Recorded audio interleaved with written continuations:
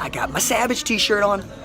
What's up, guys? It's RJ Young. I am not on a step mill. I'm actually at First Watch having lunch with the best college football expert in the land. And I'm going to introduce you to that person here in a minute. But today we're going to talk about the Heisman Watch and how it's affecting Baker Mayfield and what he can do to try to get back in the race after losing to Iowa State. And we'll go down the top 5 candidates as it looks in this week, and all of that's coming up after the bumper. New to my channel, don't forget to like and subscribe and hit that bell notification down there at the bottom so you don't miss anything, because I upload a video every single day. Alright, bump. Just snap the damn ball, RJ. Okay, so first, you know that I use ESPN for these rankings because ESPN is a reputable website and they have people that actually, get paid to watch college football. And number 1 on the list has been number 1 since they started the list, which is Saquon Barkley. And we were all very excited when Saquon Barkley rushed for, negative yards, which means you probably gained more yards sitting on your couch in the first half against Northwestern than Saquon Barkley did. But then Saquon did what Saquon does, and he had 16 carries for 75 yards and a pretty gorgeous touchdown. Now, while that's not the Saquon Barkley we're used to seeing, that's still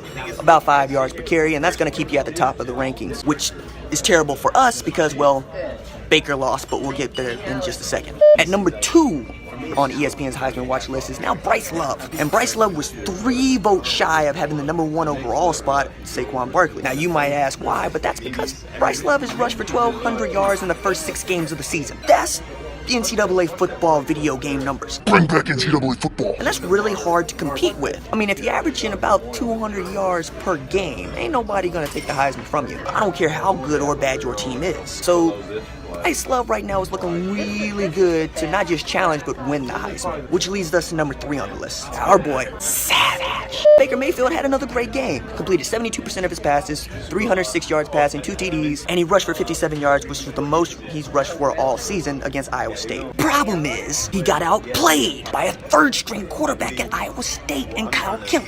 So that's the 2nd straight game that a quarterback in the same game against Baker Mayfield has passed for more yards than Baker Mayfield. And it's really hard to win the Heisman if you're getting outplayed by the other guy at your same position every game. Fire Mike Stoops. And this is where I gotta tell you, I don't know that there's much he can do except win, continue to complete 75% of his passes, hope that Saquon Barkley slips, hopes that Bryce Love has an Adrian Peterson season where, oops, there goes an ankle, and he can't win it.